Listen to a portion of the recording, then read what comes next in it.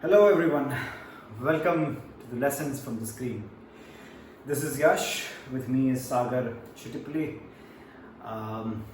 If you don't know Sagar Chettipally, you should listen to a previous episode. Can't, you know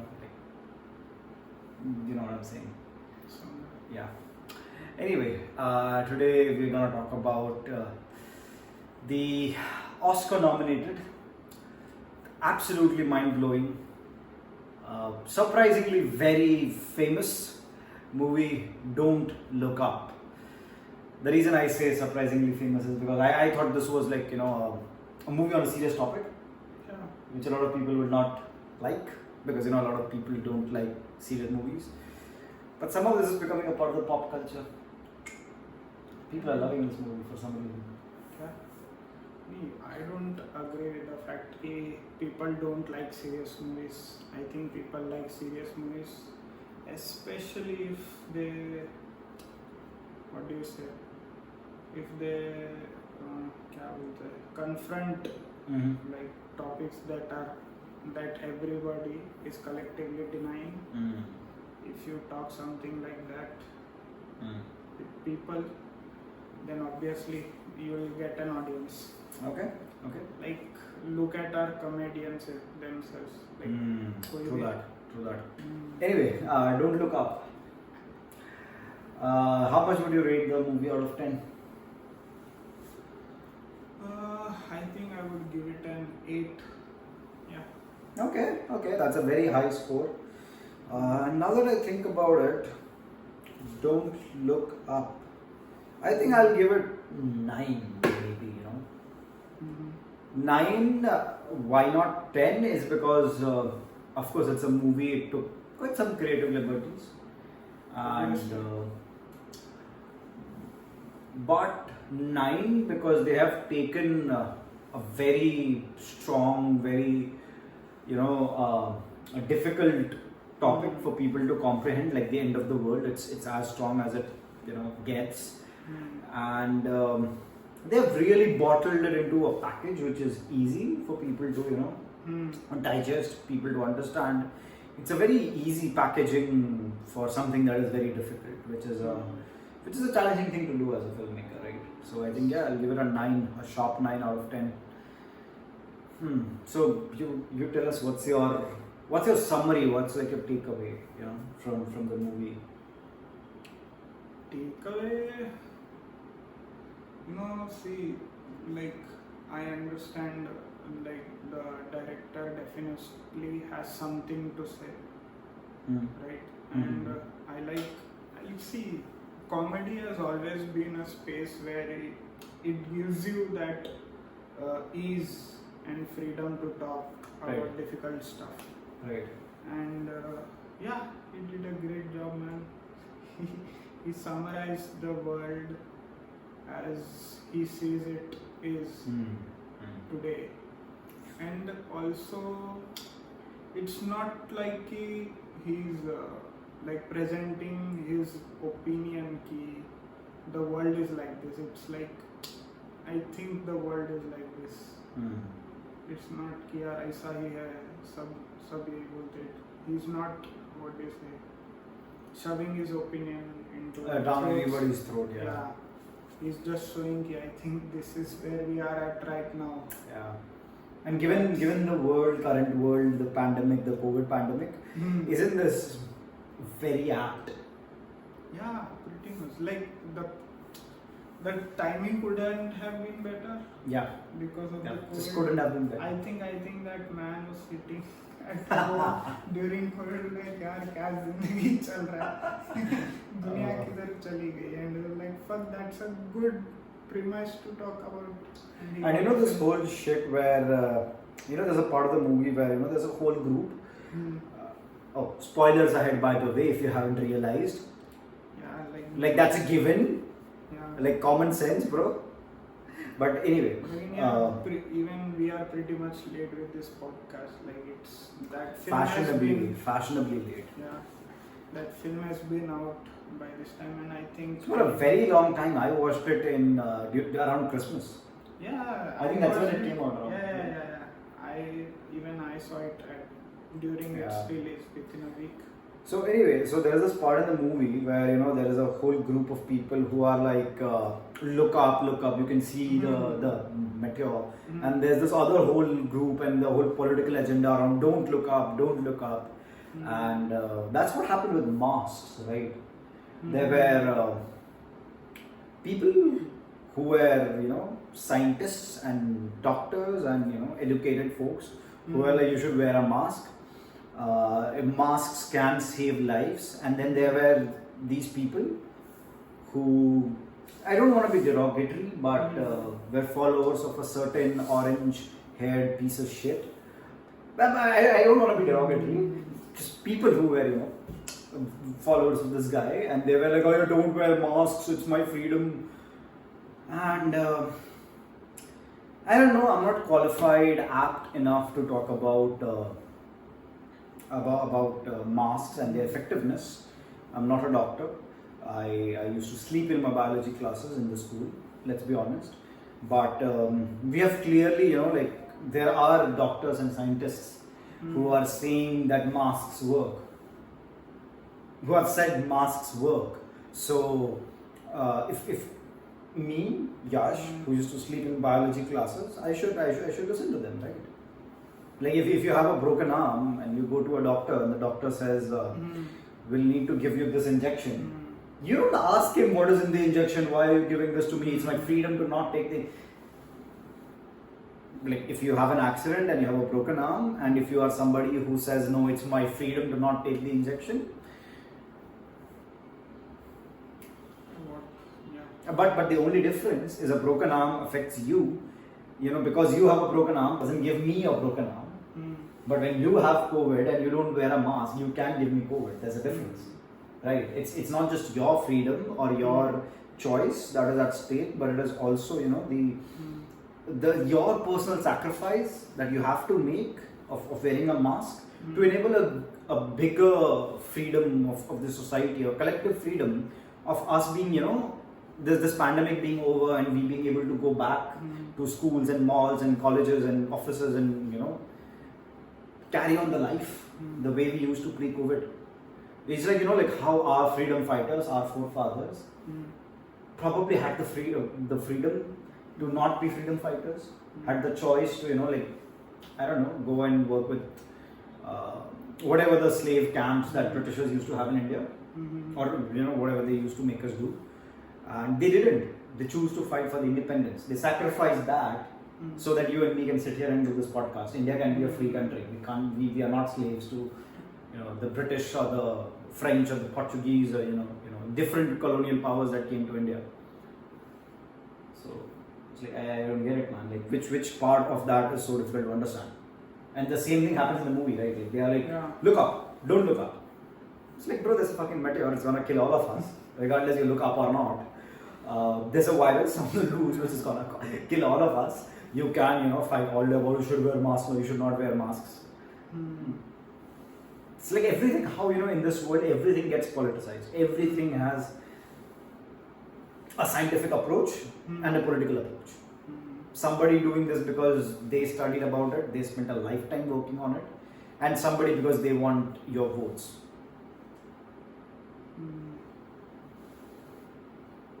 Dude, I don't know why this topic for me is so vague.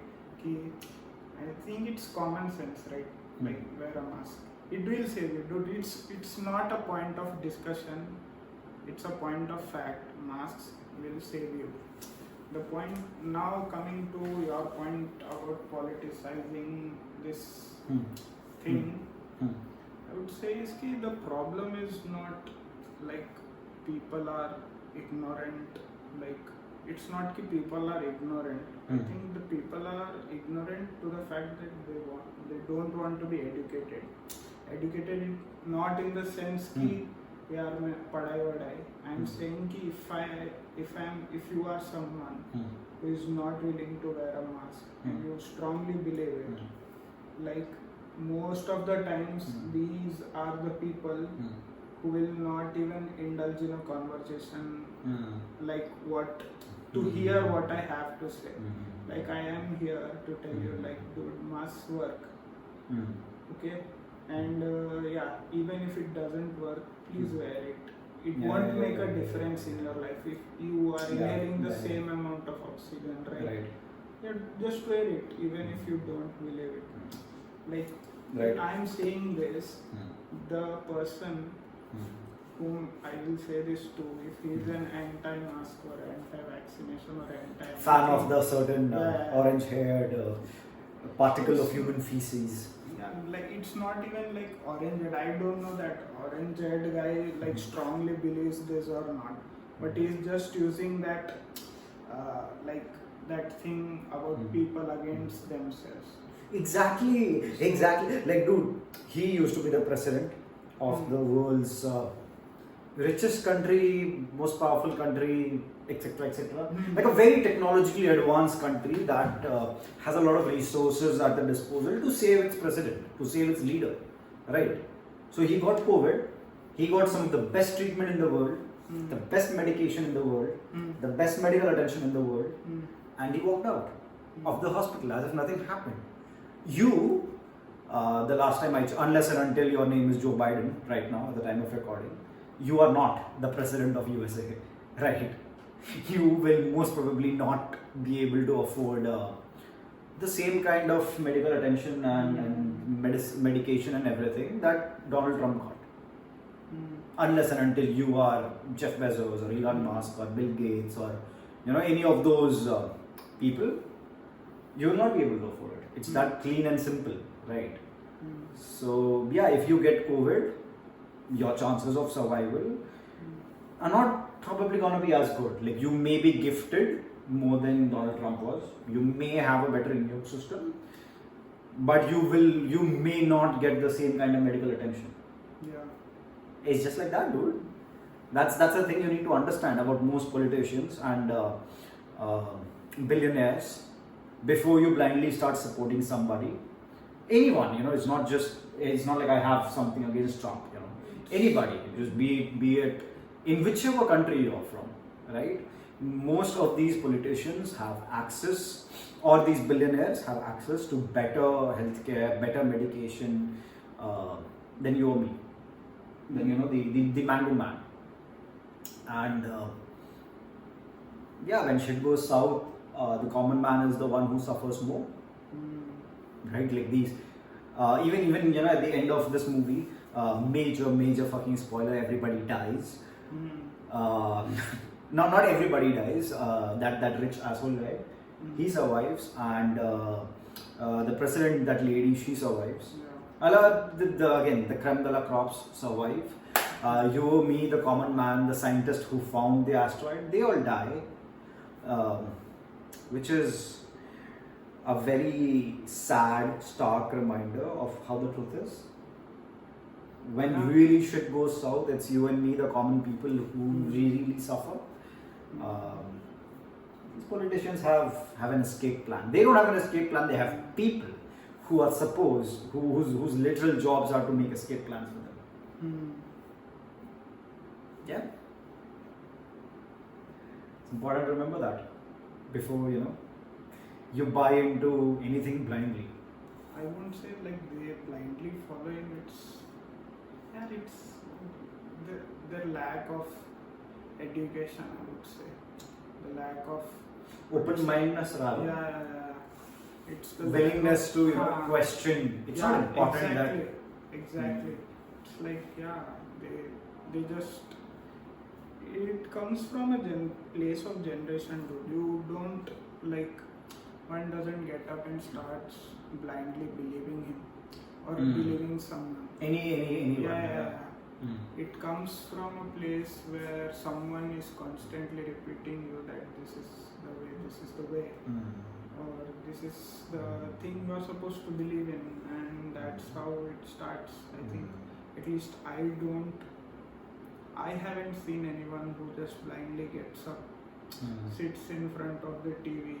If he has conscience, or if he is matured enough to question basic questions, I think he would choose the right And and I also feel now in today's era, in these times, excuse me, I think social media plays a huge role. Yeah. You know, it's like I have realized this over time just by using my Instagram and Twitter, and like nobody is a saint. Okay, I'm saying this all social media algorithms in general, be it from the likes of Google or Facebook or Twitter or whoever.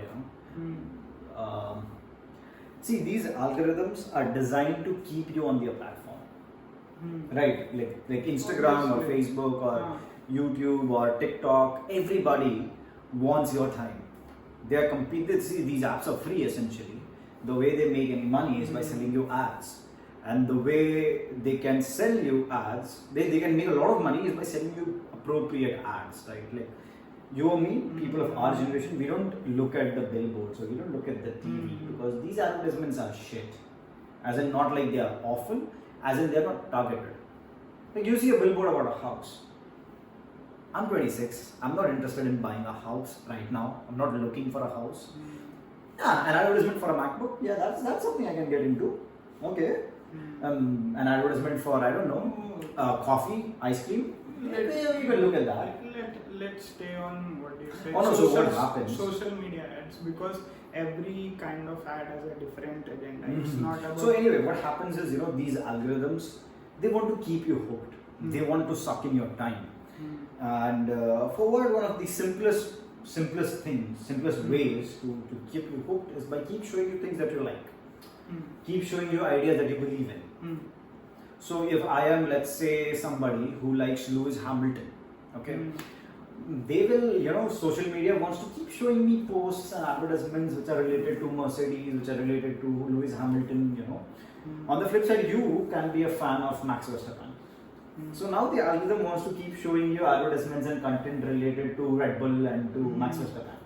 Right? It wouldn't want to do the other way. No? It wouldn't want to, show me a reel that Max Verstappen uploaded. Because I'm not interested in Max. I'm gonna swipe away on that. That's bad for the, for the advertisements, for the engagement, for the probability of me spending time on the platform. So they don't want to do that. So social media becomes sort of an echo chamber.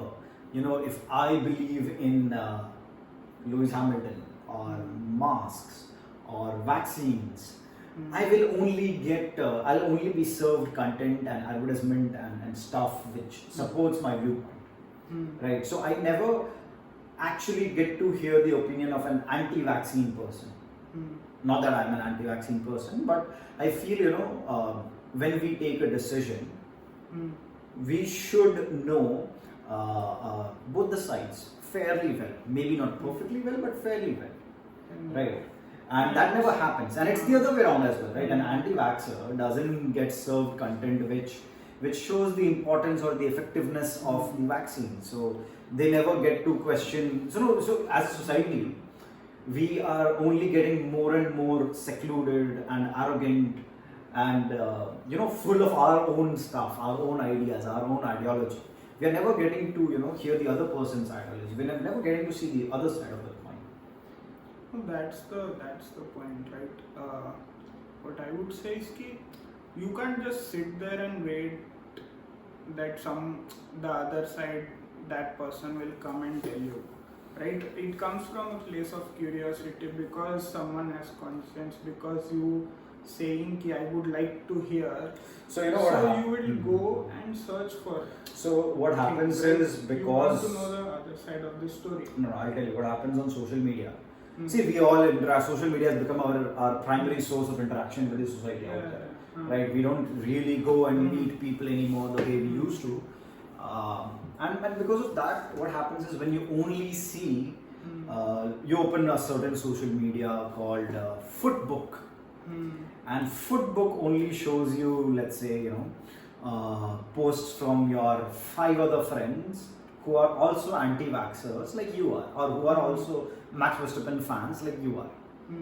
Okay, because you saw 5 people who are Max Verstappen fans, and you didn't see any Lewis Hamilton fans, your brain believes there are no Lewis Hamilton fans. Being a Lewis Hamilton fan must be inherently wrong. Like it's fucked up. It's anti human. There's something inherently wrong with liking Lewis Hamilton because you're not seeing any Lewis Hamilton fans. So it quickly becomes an us versus them. It's no longer a human thing.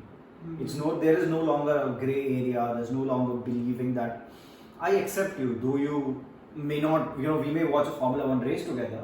You may not root for Max. I may.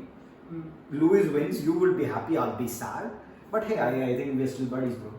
That factor is not there anymore. It becomes us versus them, right? And us versus them is not where civilized conversations happen. Us versus them is not where people are willing to listen to the opposite person. It's a fight or flight situation. It's I want to prove myself right. There's no okay, I'll listen to you, I see your point, I respect it. There's none of that happens. That's where I really feel social media is just adding a lot of fuel to the fire. It's just like on the fire. Okay. So I get your point, dude, but at the end of the day, it's like social media in itself is a tool. Yeah, it's just a tool, right? It depends on because you and me and everyone else is using it. We are giving it data and it's flushing it accordingly. It's like it's not designed it is coming from us. Yeah, I know. Yeah, I see my point. I see your point. It's not key like food book. Your example, food book didn't set out to bring this hatred. Food book at the inception was an idea to bring people together. I get your But yeah, it's like see, people in a bunch of 10 people, one can feel lonely. Yeah. Now you give him food book, and now he's one in a million. Yeah, I feel it. So see, it's a good idea. See, social media is a good thing. It's a great thing, in fact. It depends. It very much depends on our what kind of person we are. So yeah, it very much depends on what kind of person I am, or what kind of person one is, to feel a certain way, right? If someone who is not introvert, who is inherently depressed or not in a good mood, he would definitely feel your Lewis Hamilton wala example. He would definitely feel alone. So it integrates a lot of factors into it. We cannot. Oh, no, I agree with you. I'm not just randomly blaming any company. Let's be honest. So exactly, the point that the film makes is not about. It doesn't. See, social media is one of the aspects we see in the film, but it never.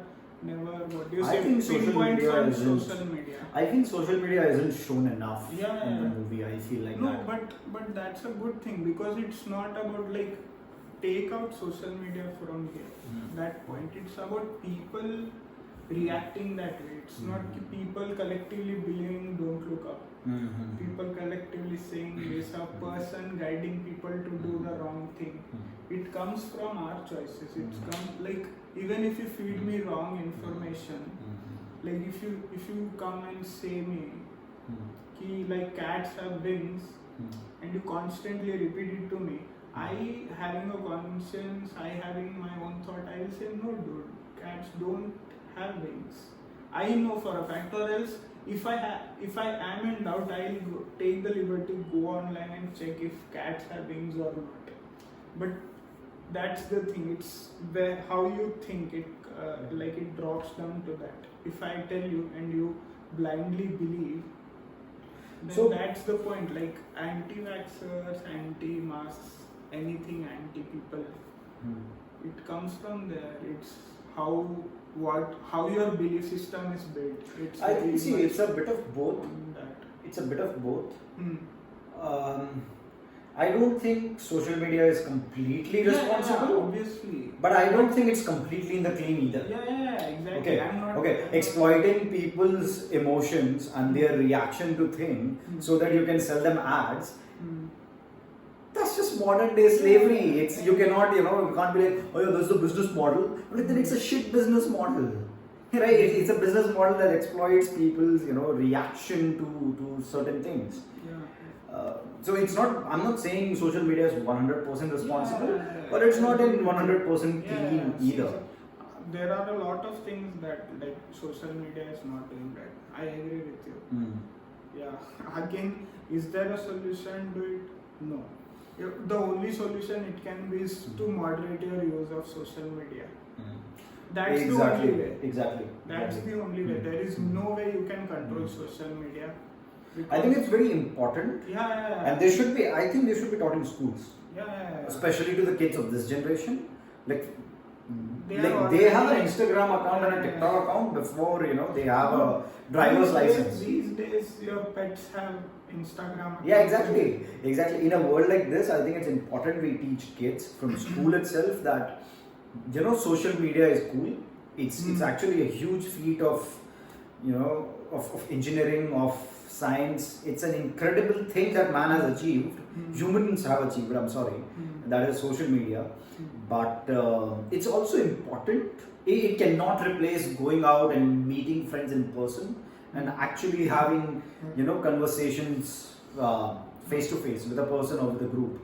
There's nothing I feel, it cannot replace that. And it's important we teach kids that from school, from day one,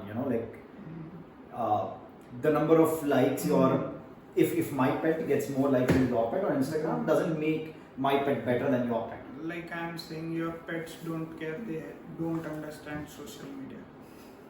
Your dad probably doesn't, let's be honest. So yeah, your pet is a very long run, trust me. That's some free tech tip right there. Your dad doesn't understand social media, or neither does your mom. But again, so this is such a vague. No, probably they do. Okay, probably they do. At least our next generation will have a set of people where everyone understands social media. Yeah, hopefully. And I think we are headed there. I'm sure by then, it's gonna be all AR and stuff. Probably. Yeah, obviously. Probably we are gonna be the. You were saying about teaching kids, and I was thinking, Metaverse is going to come, right? Oh, I hate the term Metaverse. It's just like a huge hype term with actually nothing behind it. But anyways, for the greatest example of Metaverse we are going to get is from the movie Ready Player One, which is based on the book. And I don't think, I don't know, me being me and me knowing some people, I don't think people are entirely going to depend their life on it. I don't know how many generations down the line would it take for everyone invested in that virtual world. I don't think so. End of the day, you do, people get lonely, you crave for some kind of intimacy, so you will. So what are you gonna do? Wear that fancy suit where if somebody touches you in the Metaverse, you feel it on your. So that's just only Mark Zuckerberg would be happy with something like that. It takes a fucking weirdo to I could appreciate the tech behind it, that somebody touches me in a virtual something and I can feel it for real. Would I replace that for an actual human touch? No. Do I look like Mark Zuckerberg? No, right? No. So me being optimistic, I don't know how I don't know how deep we are going. Will people go into that? But I'm being optimistic. I think AR or augmented reality is gonna be way bigger than this VR, the metaverse bullshit that it is. Because it allows you to interact with the actual real world while adding on something on top of it. A lot of cars, a lot of fancy cars have heads up display, head on display, something. So basically you're looking at the road. At the bottom of your windscreen, you can also see speed and basic information. I think that is brilliant. You know, like you're still looking at the road, right? It's just adding up information to the real road. It's making it better. The same way, you know, iPhones have this app where you can measure things. It's not as accurate as a tape, okay? But the other day, you know, we went for the shoot at the hospital. We just wanted to quickly see if we can swap two curtains. It was accurate enough to tell me that no, we can't swap the curtains. There is a 20-ish centimeter gap, 20-ish centimeter difference. I think that's brilliant.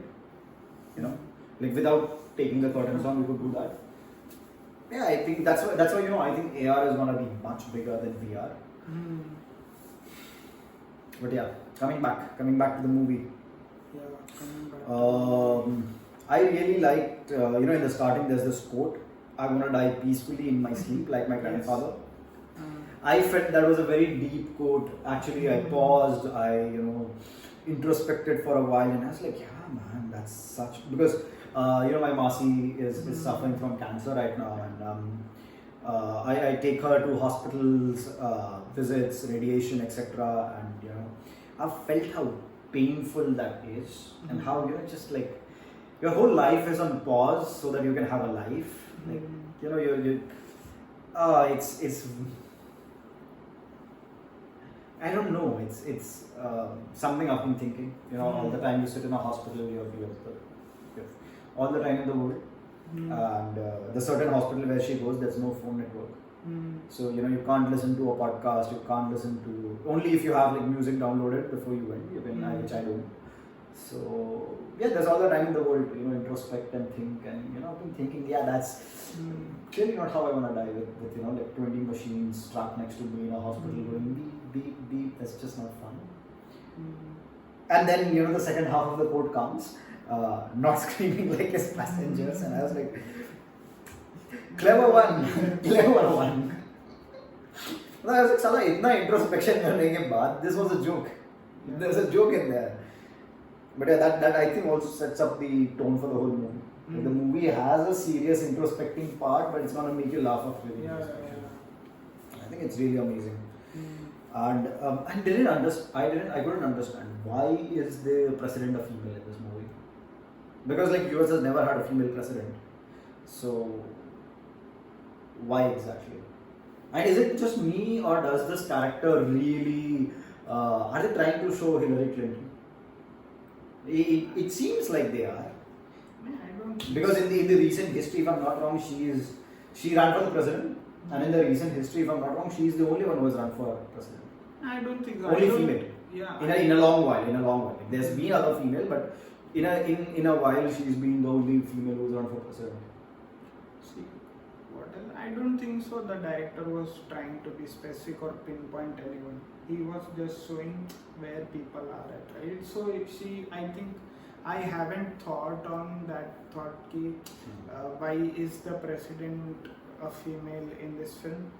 But I think like he was not specifying particularly ki yes, or maybe she's Hillary Clinton. I don't think so.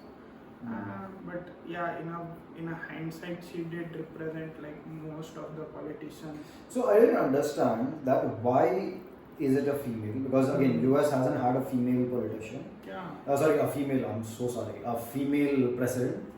And also, if you see with COVID, countries which had female leaders in general fared better than the ones that had male leaders.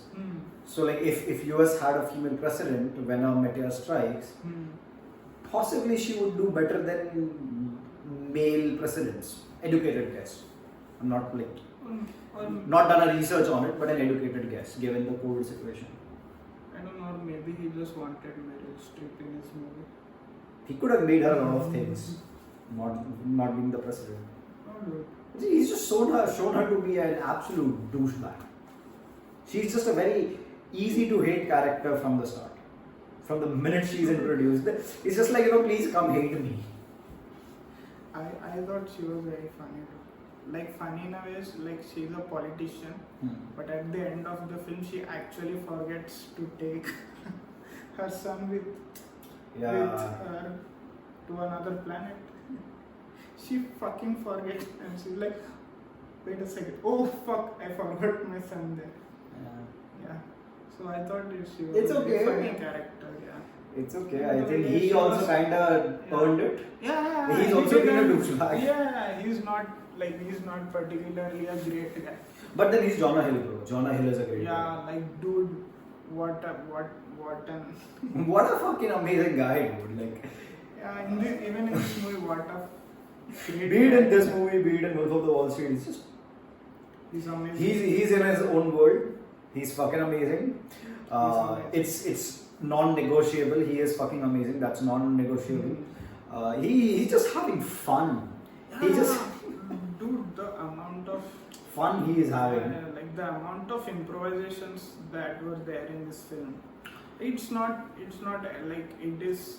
Most of it is scripted, but there are a lot of improvisations. And like, I read this somewhere in the newspaper. Wow, in the newspaper. What am I? 70 years old. In the news. Read in the news somewhere that Jonah Hill was actually being an absolute ass to the actress whose name Jennifer Lawrence. Lawrence. Jennifer Lawrence. He was just being an absolute ass to Jennifer throughout the shoot on a certain shoot day because that's the day when they were shooting a specific scene where he's actually supposed to roast her and he was just getting the vibe. So like he would come and he would casually roast her behind the scenes, and by the end of the shoot, like it was a situation where she was like, dude, stop. Everyone was like, dude, stop, you're gonna get slapped. Oh fuck. Jonah Hill is I think he's one of those actors who just has a lot of fun. Yeah, dude. Even the script demanded that, right? Like you had to be fun in this film, or there is no point. Like even like if you see Timothy's character, if you go and search or if you go and see something on YouTube, etc., you get to know that he improvised so much. So fucking the car ride when they go back to like Leo's home at the end, most of the conversation was entirely improvised. Like he was sitting in the back, right? These both guys are in the front. Everything he was saying was improvised, and they were just reacting the way it came to them. Like Timothy did a friend. Like everyone in this movie, it's not just them, but everyone did a great job. और काफी cool movie यार. Yeah. So this guy, the billionaire. Yeah. Dude. He's Who do supposed you? to be. Why is he supposed to be? He's supposed to be an amalgamation of 2-3 people. No, he's not just specifically one guy. One might say he is mostly inspired from Elon Musk because Elon Musk is the one person on this earth who is very eager to travel to another planet and live there. So you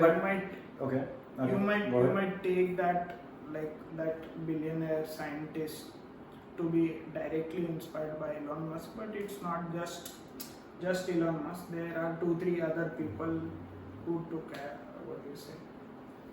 who are inspired for this character. So what I like, his name in the movie is Peter. I like to call him Steve Fox Elon. Yeah, because he's just like that. He's like Steve Jobs and Elon Musk had a baby. So I call him Steve Fox Elon. So this Steve Fox Elon is just a weird. Why is he not bald? And why is he not representing Jeff Bezos? Because this is clearly what Jeff Bezos would do in a situation like that. What? I don't It's like, don't you think, like he shows there's a lot of Elon traits in there. Yeah. In this guy. See, what I'm saying, but isn't Elon a nice guy? Like, haven't you missed the fact that he's helping Ukraine right now? So that's what I'm saying. It's not entirely inspired from one guy. I mean, why is like the evilest billionaire, Jeff Bezos, why is he missing from this combination? No, he must be there. That's what I'm saying. Like, I don't know if you have read. I have not read. I have just heard. Like, vaguely he's inspired from 2-3 people. I'm pretty much. I saw a lot of Steve and Elon-ness in him, but I didn't see a lot of Jeff. I think monetizing, like playing with the money. The fact that they were NASA did send some people to the space, but because this guy said it, they stopped it. Because he has some kind of machines. So basically, monetizing or monopolizing everything. I think that must be inspired from. I don't know. That's clearly a very strange, crazy. But I know there have been a lot of billionaires who would He have. was a funny character. For me, even he was. I don't know. There are just times when I just felt like slapping that guy. Yeah, that's. So there's just times when he's just like, if I'm the billionaire, bro. This guy is playing a scientist, right? He's an actual fucking scientist who has PhD and shit. So just listen to him, man. Like, I know you have more money than him, but again, doesn't make you right. That is what I think the director wanted to show. Okay, down the line, I think we are pretty much there. Like, politicians will be there. They will be the face of the democracy or anything. But yeah, that's it's not just down the line. It is happening in a lot of countries already, right? Like there is. Let's talk about Russia, because one thing we all can agree on is, Russia sucks. Yeah, there's a lot of different political opinions, but when you say Russia, everybody is like, oh yeah, that sucks. So anyway, so if you see, there's these 6 oligarch families, which are just basically rich as fuck families in Russia, who. Not aware of that. Okay. Yeah, it's basically like that, Russian politics and the Russian government and everything works around these 6 families to make sure, they stay rich AF and they do things to make sure, Yeah, the point I was saying was not about families or etc. I was saying down the It's a similar thing, these billionaires, oligarchs in the case of Russia, are basically the government. Yeah. Because if the government starts acting in the favor of a certain business or a billionaire or a family of billionaires, then it is their government, right? It is them running the government. It's the same as having a dictatorship or a monarchy. Like that's what the king of a certain country does, right? Make sure my family is rich as fuck.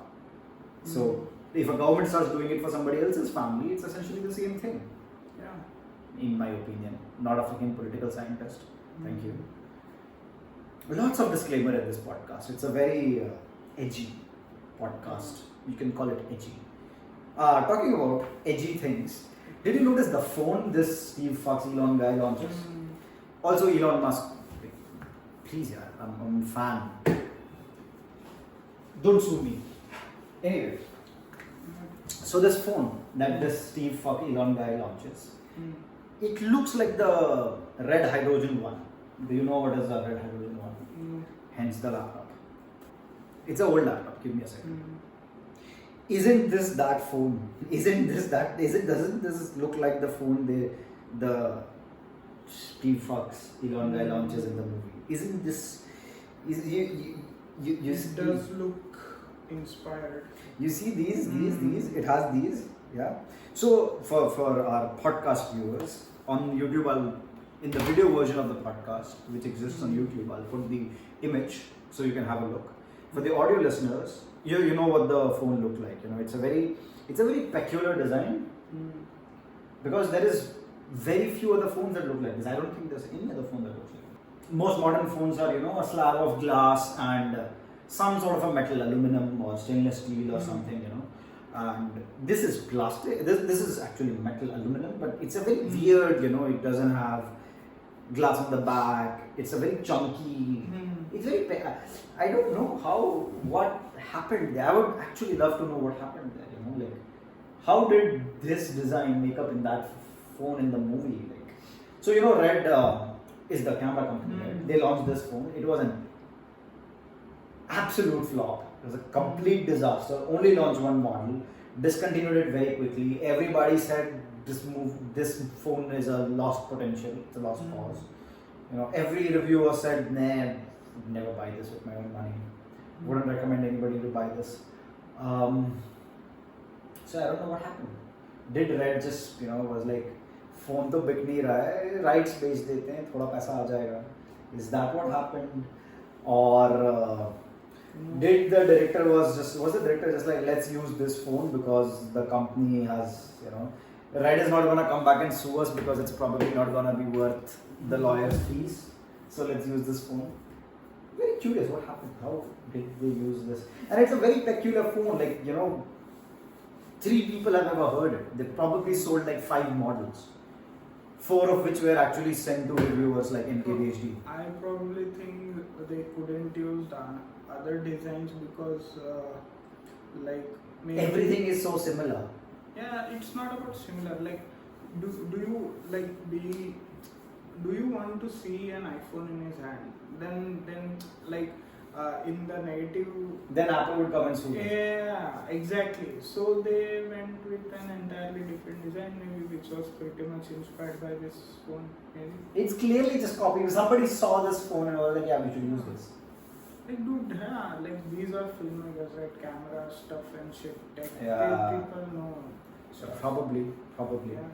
So anyways, if the phone is discontinued, they Yeah. would have used it. I bet they were like, yeah, Red's not gonna sue us. It's not gonna be worth for them. So, they So were like, what? Or Red sold them the rights for very cheap, dirt cheap. Or maybe I don't know. Is this film shot on Red? If that's the case, they could have used the same design. Like, यार use कर लो, क्या ही फर्क पड़ता है? Could be. I'm not sure what this movie is shot on, but it could be on a Red. Yeah. Otherwise, very apt movie, very apt to the times. Also love how they just go off the grid. Yeah. Once it was enough trouble, you just off the grid. So if I have to close this thing, I would ask a random question to you. It's up to you if you want to keep this question or just cut it out. Sure. Yeah. Would you have escaped the planet if you were in the film, or you chose to die with it?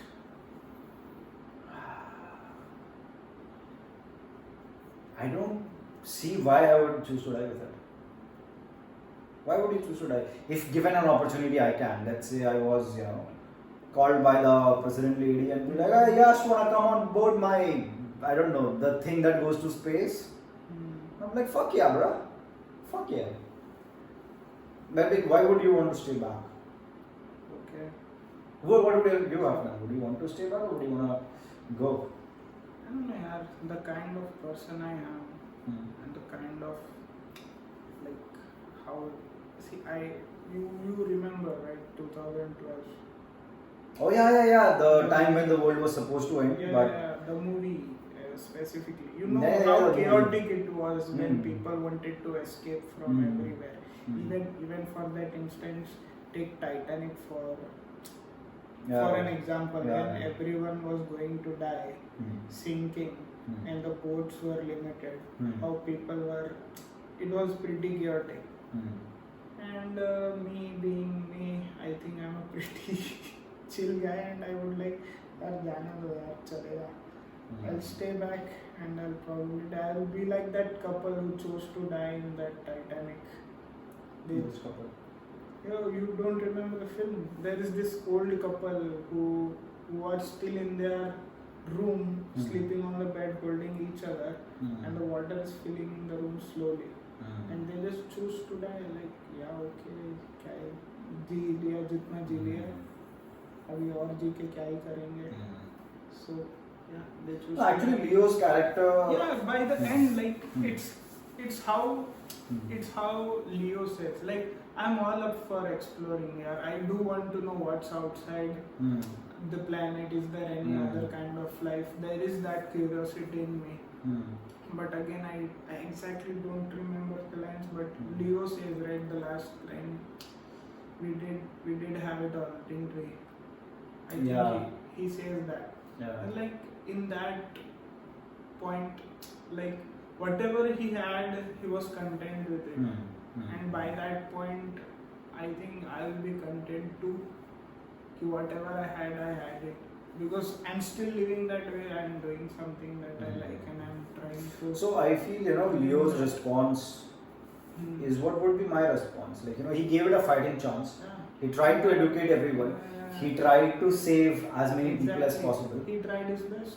But at the end, if it is going to be me surviving at the cost of killing other people, then I don't see how that makes sense. I don't see how, like at the end of this movie, these few people escape.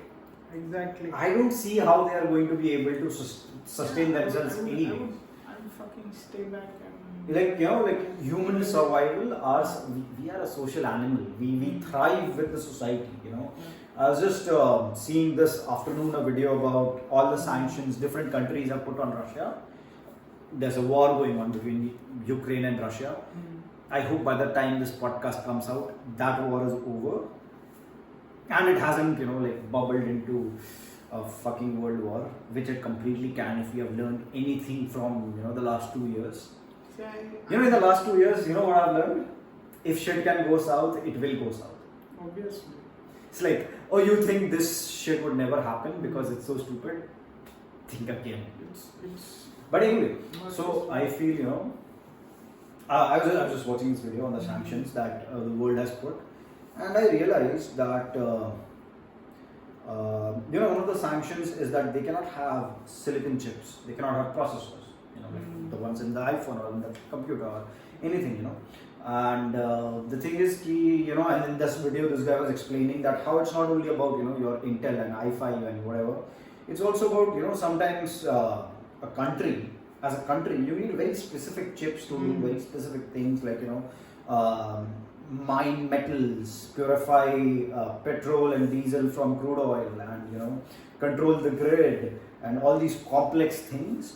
You cannot do it with, a MacBook with Intel i5 dual core with something. You need very specific chips that do this, and those sanctions will really affect Russia.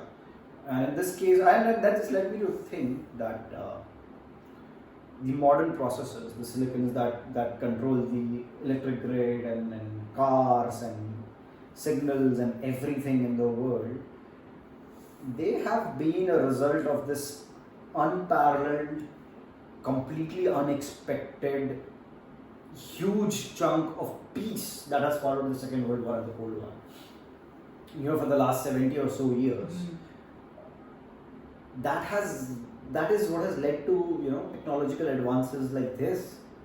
Like if we were every other day at war, if we were every other day hunting for ourselves and trying to save ourselves from being hunted, and if all of this, then the M1 would have never been born, right? Like, who the fuck had time to make a 5-watt chip that can export 4K videos? Who the fuck is exporting 4K videos in the middle of a war anyway, right?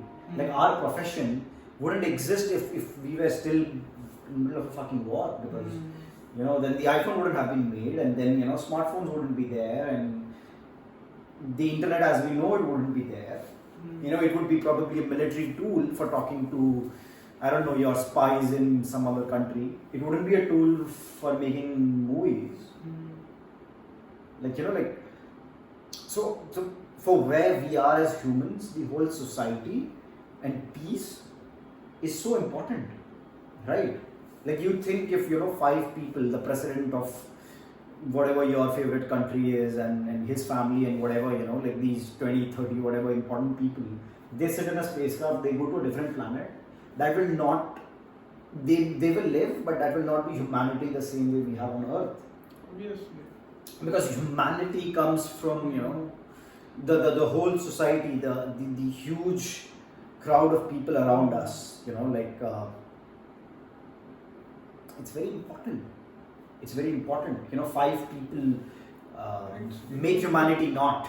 5 people make humanity not. Humanity is beautiful with 7 point something billion people. Whatever you said, and also we are a product of evolution. Exactly. And we got here. If we are going on another planet to live there, then we are Homo sapiens, but there will be aliens. So it's not like exactly humanity. There we aren't a product of evolution on that planet. We just arrived there. So that would be an entirely different thing. But yeah, whatever you said about us collectively living together in peace, that is utterly needed. In a time when we feel like, in the last 2 years, this is what the second time we are on the brink of the World War. The first one was in 2020 when I don't know, some journalist he just went missing. I don't remember the details, but there was some journalist just went missing, and everyone was like, yeah, so now US is gonna send the troops. And I was like, and then Russia and Ukraine, and it's just like keeping peace turns out is way more challenging. We will get there. All I can say is we'll get there. It's like entropy, yeah. Like end of the day, everything will reach to a state of equilibrium. Even if the war happens, it's not going to continue till the end where everyone, like the entire planet dies. No, it has to cool down. Everything will, yeah, it's a dark place to be, like, people getting killed and justice not being justice anymore. And these things are there, but I don't know, I still have hope that good will not go away, right? Even if everything will happen. True that. Like, good will not go away from here. It's here to stay. So yeah, I'm being optimistic. Like, I don't think the war, like a World War II, where everyone now has to carry a gun and that kind of war is hopefully going to not happen. I don't know. It's just a feeling. I don't know. Like me sitting here in India doing my own job, I am very unaware of the things going on there right now. Yeah, I have some kind of exposure through like media, but again, even that is limited. And most of it is manipulated. I hope everything gets like settled very soon and people are again back to their livelihood, like good, like families are getting, what do you say, sab alag ho rahe. Yeah. Like the fathers are it's very painful to stay back, the mother and the kids are sent away. Well, that is the point where the phone died, but we did finish the whole that's pretty much where the podcast ended. So anyways, we just we were talking about the war in Ukraine right now. It's not important who you think is the reason, who you think is right or wrong. War is always wrong. There is no right in the war. There is a team that has more people dead and there is the other team that has fewer people dead, but everybody has innocents dead. And hope we get to see another long period of unprecedented peace very soon. With that, we'll see you in the next episode.